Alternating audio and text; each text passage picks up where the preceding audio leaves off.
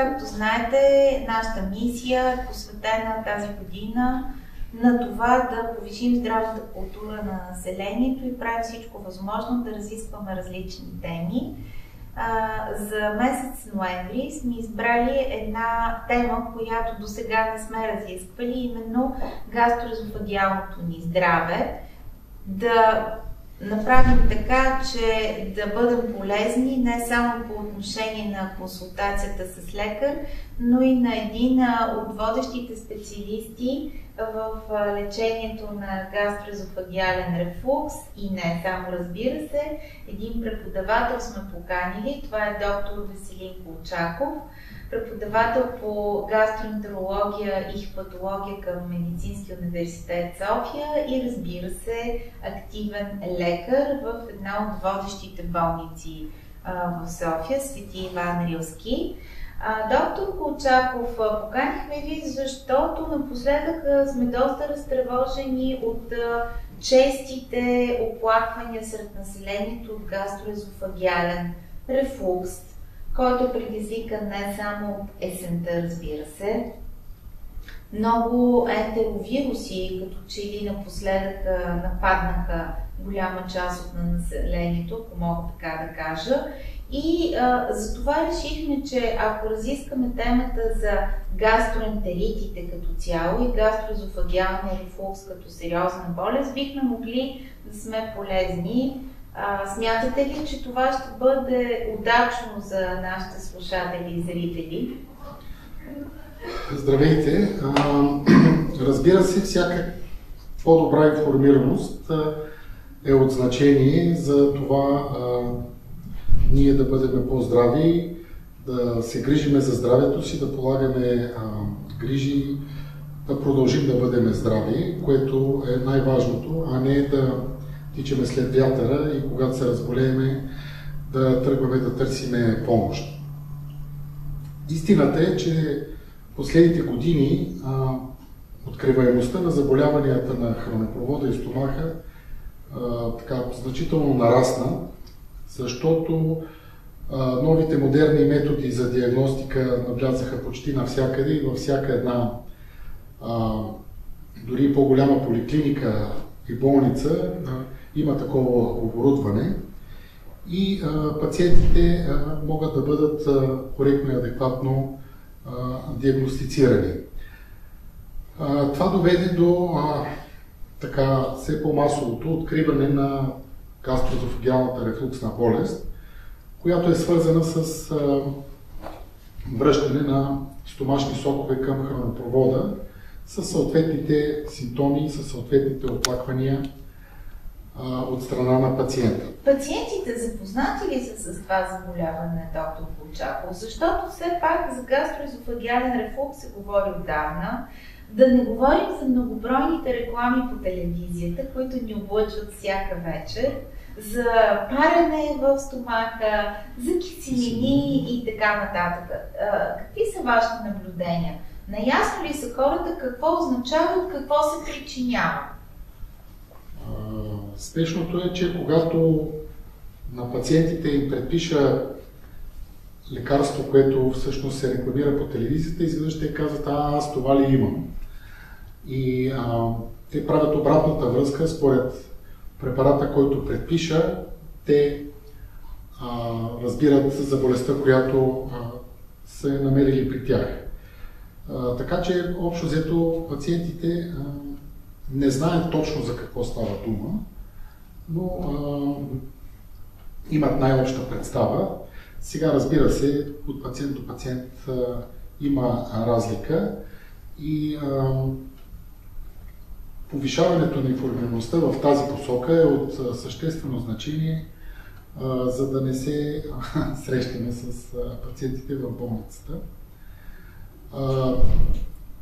Отделно от това, в момента има вирус, ентеровирус, който протича много драматично и той не е свързан конкретно с лош начин на живот, с грешно хранене, а той е свързан с такава епидемия от ентеровирус, който започва много бурно, много внезапно с силно повръщане, с силни стомашни болки, с тежко обезводняване в последствие, с отказ от хранене. Нещо, което изисква така доста бърза и сериозна намеса от страна на лекар, на специалист по възможност, защото понякога картината е доста драматична и доста... Обезводняват се. Изтощават се, обезводняват се. Ако има температура, това допълнително води до силна отпадналост и хората наистина много страдат. И лечението е малко по-особено и по-различно от това, което би било при обикновена гастроезофагеална рефлуксна болест.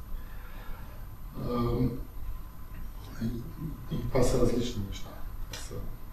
Да, но мисълта ми е, че вие се сблъсквате ежедневно с хора, които се самолекуват, които решават, че много бързо ще отмине проблема и ако са вкъщи на диета, да речем, прословутата оризана супа, нещата ще бъдат решени. Нали? Затова и решихме, че ако поговорим малко по-сериозно и по-детайлно по отношение на проблемите, които могат да възникнат след едно такова самолечение, ще бъде полезно за всички и най-вече за страдащите пациенти. Тоест да им изясним, че това не е нещо лесно, което те могат да овладеят с прием на някакви препарати, които да спрат диария, ако има или повръщане, трябва да се посети лекар и да са наясно, че това е или бактериална, или вирусна инфекция. Всъщност в момента циркулира такъв ентеровирус, но основните причинители на този тип гастроентерити са бактерии в повечето случаи и протозои, нали така, грам-положителни, грам-отрицателни бактерии. По-нататък в нашия разговор ще споделим и за тях, но просто идеята ми е да ги предупредим, да ги запознаем малко по-детайлно. Разбира се, ако човек остане само до супата, за оризовата, няма страшно и в по-леките случаи това е достатъчно. Проблемите идват от това, че много често хората бързат, започват да пият лекарства, добавки, пилки, неща, които съседа пие, защото и той миналата година бил така. Това е безкрайно погрешно и в повечето случаи води до удължаване и усложняване на протичане на заболяването. Проблемът е, че достъпа на пациентите до адекватна лекарска помощ е затруднен и затова, за съжаление, понякога те бързо преминават към самолечение. Във всички учебници пише, че безразборното и нерегулирано приеме на каквито и да е лекарства е вредно и не трябва да се прави така. Но с хората трудно се излиза на глава.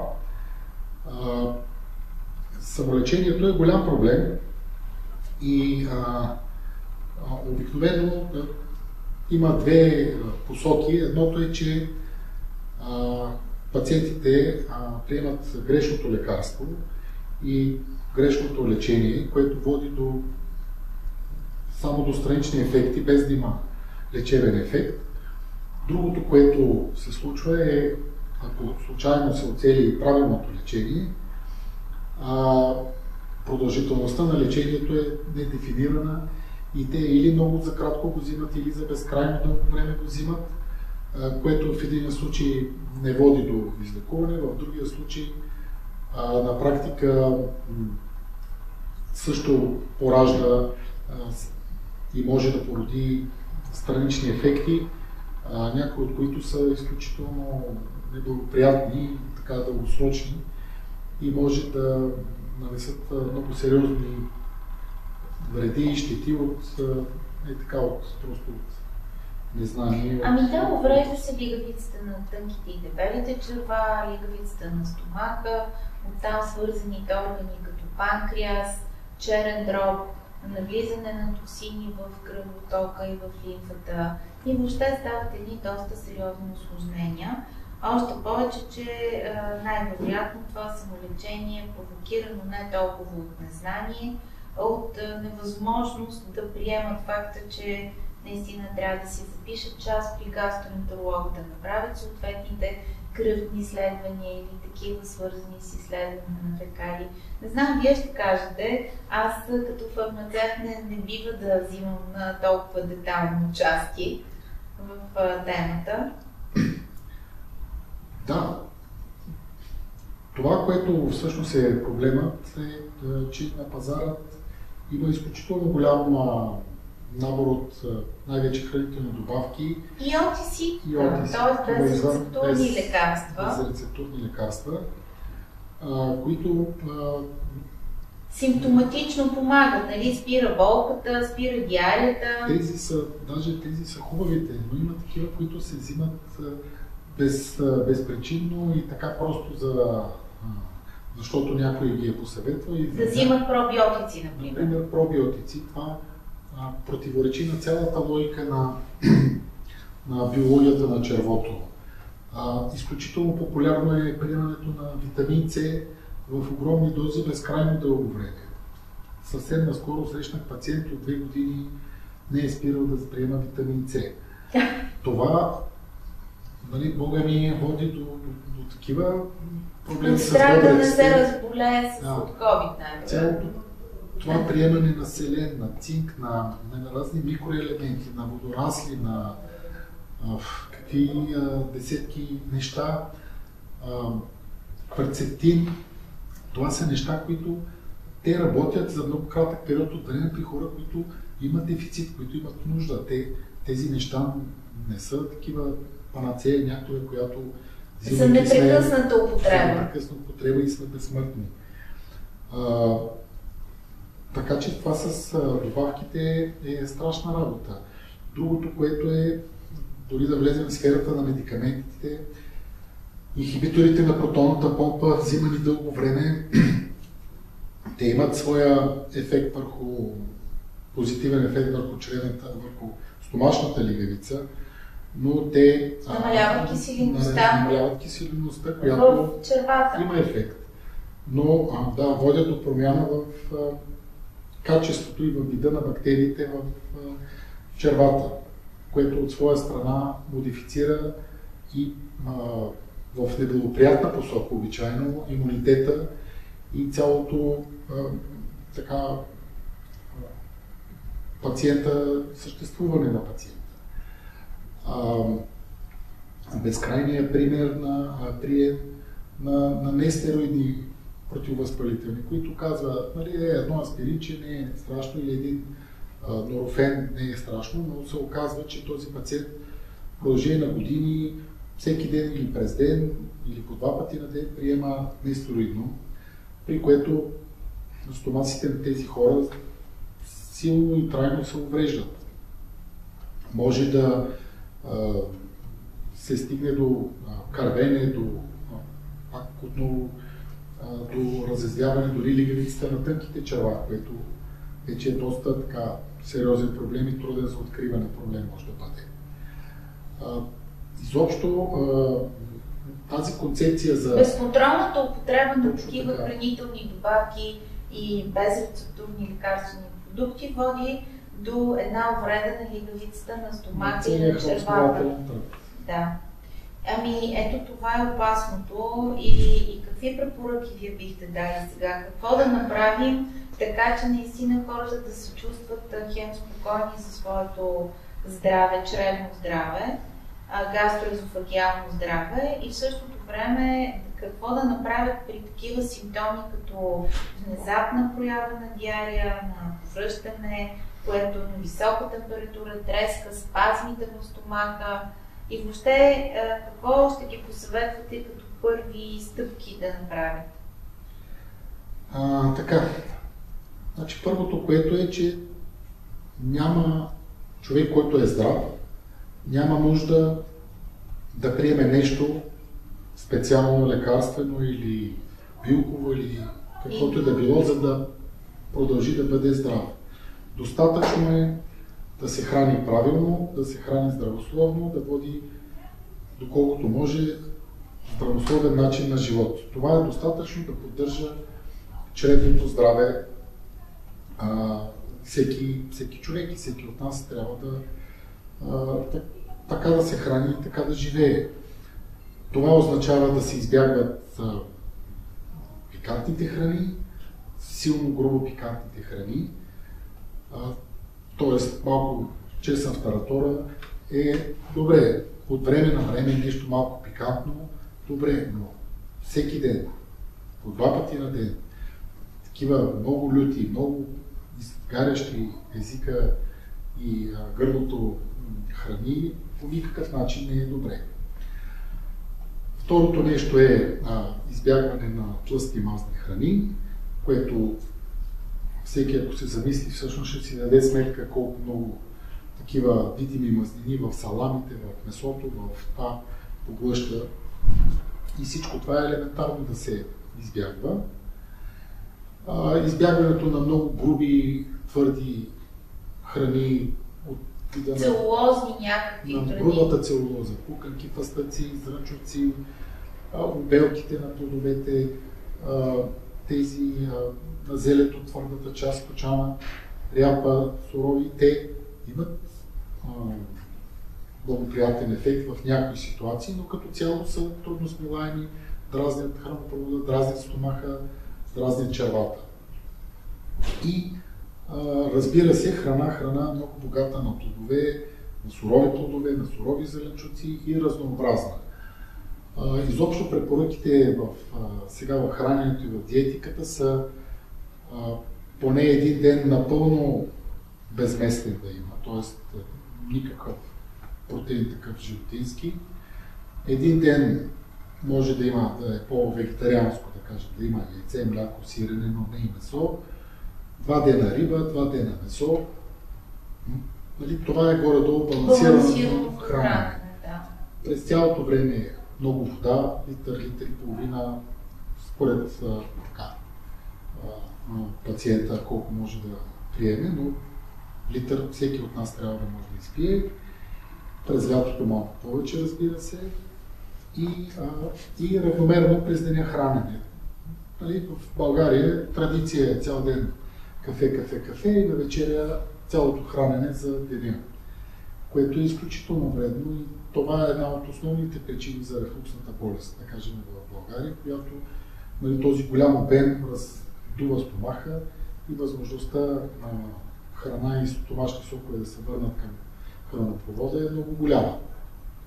Така че за разделянето на храната през деня на 3 на 4 хранения е най-благоприятният начин за хранене. Така че няма нужда някой нещо да прави постоянно, да взима, за да бъде по-здрав. Важното е да се храни правилно, равномерно през деня и да се движи. По отношение на острите чревни и стомашни заболявания, разбира се, не е нужно при първия симптом да се търси медицинска помощ, но ако повече от 24 часа нещата се развиват... Има остра болка или има диария? Ако има болка, силна, остра, така пронизваща, със сигурност трябва да има поне контакт с лекаря, с лекар. Сега, дали това ще е личният лекар, дали ще е някакъв спешен лекар, дали ще е в някакъв медицински център, където има такава доболнична помощ, болката, общо взето, винаги е индикация за възпалителен процес. За нещо, да, по-така сериозно и е добре тази болка да бъде оценена. Ако обаче в рамките на 24 часа нещата така се подобрят, тази среща може да бъде отложена или така резервирана за по-късен етап. Общо взето, личните лекари много бързо се ориентират и много бързо разбират за такива като малки епидемии и големи епидемии, които сега се оказва, че са в цяла Европа в момента, защото така чух от няколко места и в Холандия, и в Испания. Дали не са инспирирани от този толкова силен птичи грип, който в момента лува? Защото край на краищата птиците много бързо разнасят не само дивите птици, но и птиците домашните също този птичи грип. Дали оттам не е дошла или просто това са едни безпочвени подозрения? Не мога да кажа, не знам. Не е изследвано, все още няма... Сигурно не е изследвано. Да. Просто много ние сме в някакъв такъв момент, който сега те първо почва да се правят връзките между нещата. Но така или иначе сезона е такъв, че общо взето времето рязко се промени. Беше дълга една топла есен, което никога не е добре. Просто хубаво си есента да си настъпи, да стане студено, да вали, а не е слънце и изведнъж сняг до коленете. Тази промяна в бърза рязка води до промяна в имунитета и води до стрес за организма, което в крайна сметка по-лесно разболяване на хората. Така че връзката с гриповете не е ясна. Това, което се знае от тези така популярни грипове, че след COVID-епидемията така се промени профила на заболяванията и много хронични заболявания и рядко възникващи болести изведнъж станаха по-чести, по-тежко протичащи, така малко по-различно протичащи, такива тлеещи преди това прости състояния при пациентите изведнъж се позитивираха и станаха трудни за поддържане, трудни за овладяване. Това е нещо, което се наблюдава пост-ковидните състояния и всъщност така се учим в движение да се справяме с тях, защото това беше такъв урок за медицината, връхлитаща пандемия, която никой не знаеше какво да прави, никой не знаеше, нямаше протоколи за действие, нямаше знание, поведение, наука нямаше дори в тези неща и всичко оставаше в движение, проба-грешка. И сега малко или много същото е с пост-ковидните синдроми, които ги откриваме, дефинираме и се учим как да се справяме с тях. Тоест, ако трябва да обобщим, вие препоръчвате едно балансирано хранене като начало, да не се злоупотребява с прекалената употреба на хранителни добавки, включващи минерали, витамини, пробиотици. Няма безвредно нещо в тялото. Да. Китайците казват, дозата прави отрова. Така е. И препоръчвате движение и когато има остра болка, тогава да се потърси медицинска помощ. Точно така. А не да се чака тя да се сама или да се самолекува, което е изключително неприятно. Освен това казвате, че в момента циркулират гастровируси, които все още не са с известна етиология, но те реално погледнато протичат с едни сериозни, как би ги определила, странични, отключващи странични болести и проблеми, симптоми. Освен високата температура и треска, имаме отпадналост, диария, болка, рефлукс, повръщане и така нататък, които би трябвало да се потърси медицинска помощ. И няколко думи, просто не казахме за циркулиращите бактерии. В предварителния разговор с вас аз споделих за две такива, които като че ли след COVID особено твърде много се разпространиха.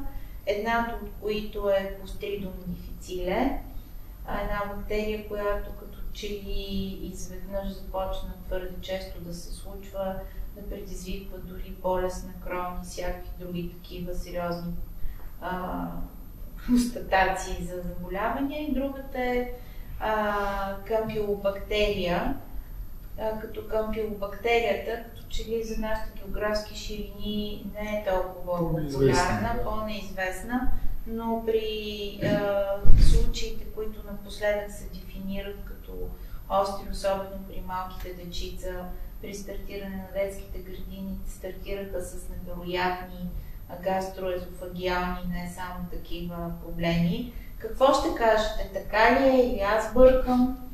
Не, за съжаление. Значи в COVID инфекцията, къде от незнание, къде от глупост, бяха използвани всички възможни антибиотици в невероятно високи дози, при пълна липса на показания за тяхното използване. И това доведе до промяна на цялата микробна флора на цялата популация. Особено в тук, в нашия регион, където нямаше никаква така знание и мотивация нормална, адекватна за използването на антибиотици. Просто хората от паника, от страх, от ужас, от незнание как да се излекуват. Да правят. Да. И пак казвам, от затрудняване в цялата тази здравна система, която не можа да се справи. И всеки какво, антибиотик.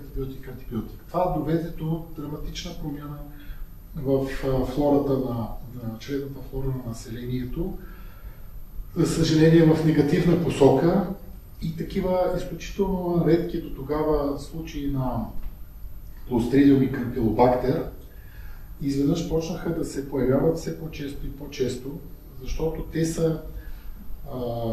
са в резултат на това, те се появяват и проявяват в резултат на това, че антибиотиците убиват добрите бактерии. И добрите, и лошите, те убиват всичко и остават най-лошите, които са въпросния Clostridium и въпросния Campylobacter, които са доста резистентни, много трудни за лечение бактерии, които изискват така цялата знание и умение на лекарите в гастроентерологията да се справят с тях.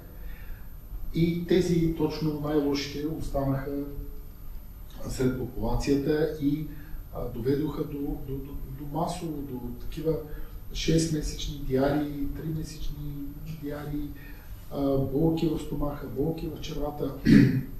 Всичко това от своя страна пък доведе до промяна в имунитета на пациентите, доведе до по-висока заболеваемост от общо от инфекциозни заболявания, по-висока заболеваемост. Панкреатити, освен това, се отключиха.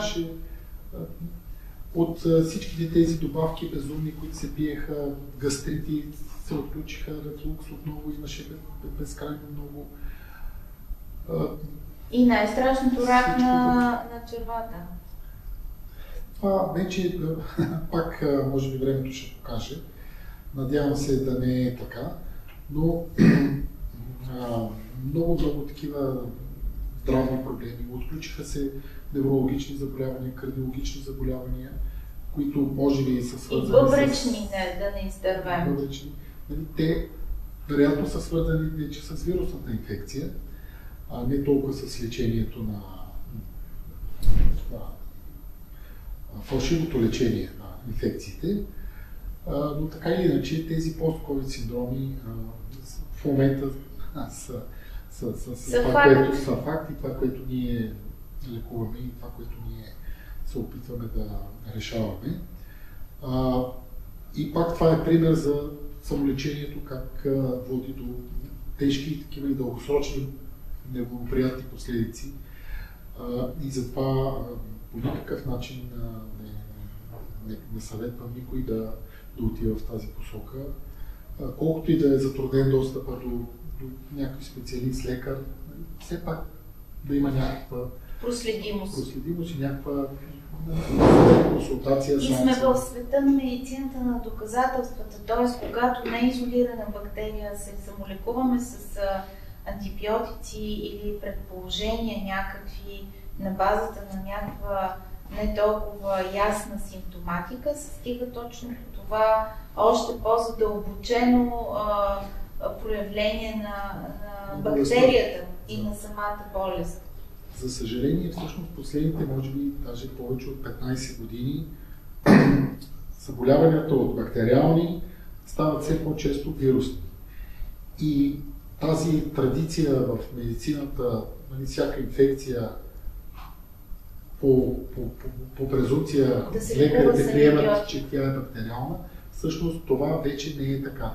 Това е грешно и все по-често става дума за вирусни инфекции, които антибиотиците са само така за успокоение на пациента, но по никакъв начин нямат ефект. И това не е само гастроентерология, това изобщо и в белодробните заболявания, бъбречните заболявания. Вирусите са това, което в момента преобладава и вирусните заболявания, и много малко препарати има истински противовирусни препарати. Пак покрай COVID за такива неща се изпиха и такива глупости и се предписваха, че гряха на душата, но как оцеляха хората, не знам. Но много малко истински доказани противовирусни препарати съществуват по света, не само в България, защото ние за радост тук имаме цялата европейска палитра от лекарства адекватни. Да, имаме по-дълго време, защото както е тръгнало, вървиме към силна редукция на използваните до този момент лекарствени средства.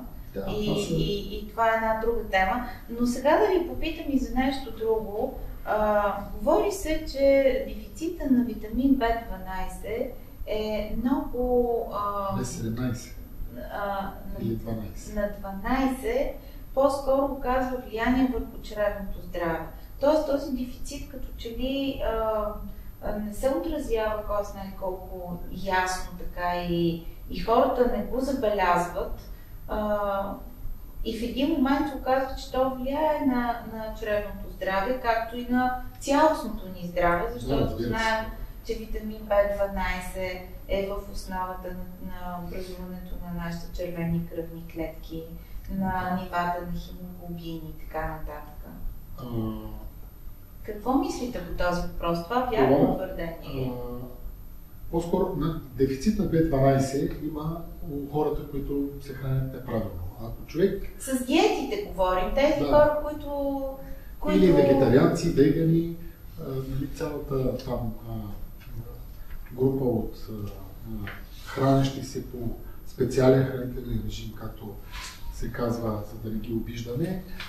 Те са хора, които, изключвайки естествено и нормално за човека, за човешкото тяло храни, генерират дефицит, който съответно поражда проблеми в последствие. B12 е един от тези дефицити, тези, които не се хранят с месо и с животински продукти, страдат от този дефицит. И когато са такива истински сериозни вегетарианци, те си го набавят по такъв артифициален, медицински път. Но има много хора, които не разбират това и по никакъв начин не се заместват. И това води до анемии, до пак отново спадане на имунитета, води до атрофия, косопат, лоши зъби, ливидиците се развалят. Има много такива вредни последици и това, за съжаление, не е само с B12. Всяки липса на витамин в тялото води до своята си редичка от неблагоприятни състояния. Има хора, които казват, аз изяждам по кило месо на ден, така, но се оказва, че той на месеца изяжда една маруля. Тоест той не яде никакви витамини от другите витамини. B1, B6, витамин С. Тоест в храната той има сериозен дефицит на истинската. Те ядат картофи, ориз и месо. И смятат, че е голям, силен и здрав, който не е верно. Затова казвам, че човек трябва да яде разнообразно от всичко по-малко, не казвам да преяждаме, казвам, че трябва да ядем всичко по-малко. Това осигурява всичките тези малки витамини, микроелементи и микровещества, които ни правят здрави и ни дават сили, и дават един нормален имунитет. Защото истината е, че 90% от имунитета се формира в дебелото черво. Нали така? Да, или даже 100%. Така. Тоест имунитетът, здравия имунитет тръгва от здравото дебело черво. Той се поражда от дебелочревните бактерии, от качеството на дебелочревните бактерии и през целия живот се поддържа от качеството на дебелочревните бактерии. Но приемът на пробиотици не променя качеството на дебелочревните бактерии. Има ли пробиотици, които да стабилизират, т.е. да правят червото здраво? Защото като че ли нацията ни страда и от едно друго заболяване, което аз ще нарека с добре познатото название запек. Този запек се провокира не само от едно небалансирано хранене и от обездвижване на нацията ни, но разбира се и от употребата с доста лекарства, хранителни добавки и така нататък. Нали, не искам да навлизам в подробности, но като че ли всеки трети се оплаква от запек. Тук, значи, първата част от вашия въпрос е няма нужда и няма нещо, което, пак казвам, да поддържа чревното здраве. Човешкото тяло така е създадено и така се е формирало в еволюцията, че всяко повтарящо се непрекъснато външно въздействие води до адаптация и това спира да действа. Тоест, ако ние безкрайно дълго време приемаме пробиотик, който и да било, бактериите в червата се променят така, че да неутрализират доминиращата роля на тези бактерии, които се вкарат в тялото. В тялото всичко е балансирано и всичко е нагласено да е в този баланс не променящ се. Същото е с киселеността, същото е и с кръвното налягане, с киселеността в стомаха, киселеността в кръвта. И ако ние почнем да пиеме сода за хляб, нашето тяло ще произведе обратно по-големи количества стомашен сок, за да неутрализира тази сода, тази алкалност. Също и с червата. Ако взимаме непрекъснато нещо, което уж е полезно, което ни дава здраве, чревните бактерии така се нагласят, че да го неутрализират и практически след 3 месеца? Не, много по-рано, след 15-20 дена, само храниме фармацевтичната компания. Ние по никакъв начин няма позитивно действие. Голямо количество витамин С.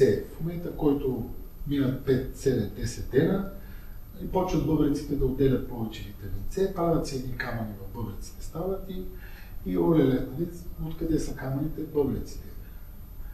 От витамин С. Тоест, тялото се опитва да си поддържа своето баланс и своето равновесие. Така че няма нещо, което е такова вечно и безкрайно сигурно и позитивно. По отношение на запека, аз твърдо смятам, че неправилното хранене е в основата на това. Защото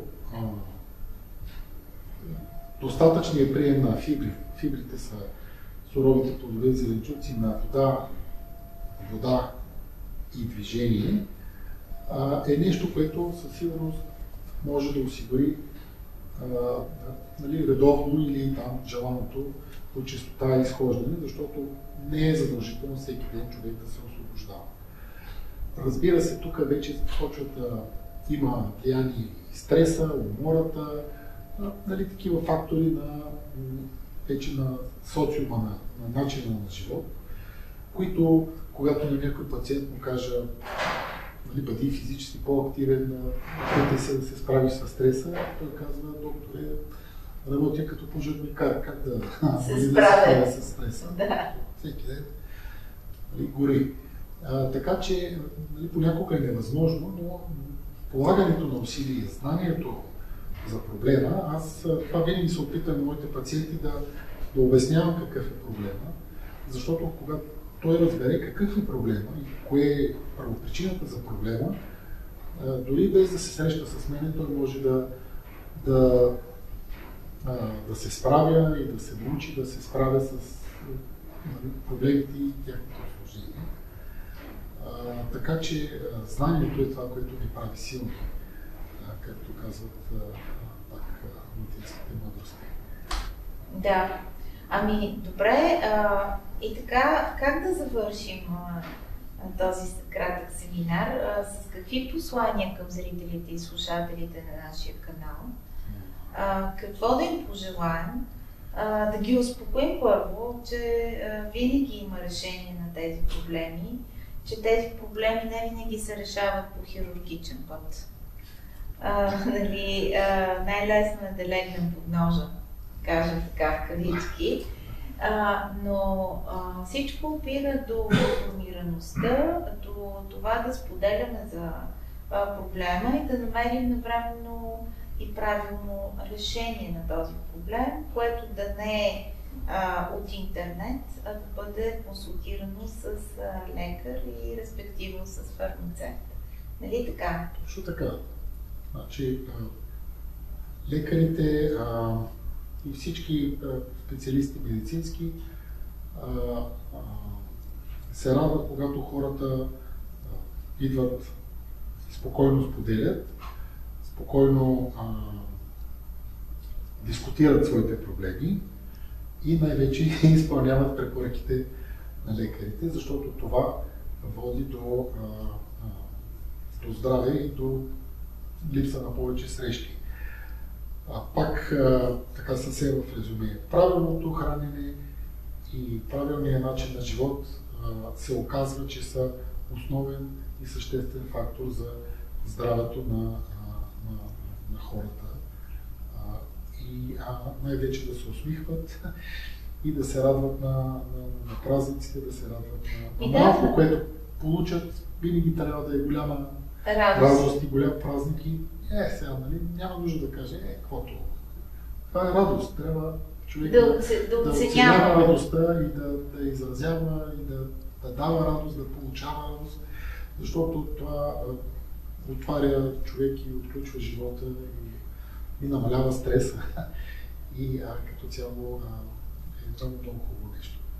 Ами, колеги и съответно зрители и слушатели, обръщаме се към вас с призива: усмихвайте се по-често, консултирайте се навременно за своите гастроезофагиални проблеми с лекари и фармацевти и в навечерието на декемврийските празници, коледни и новогодишни, препоръчваме едно балансирано хранене от всичко по-малко.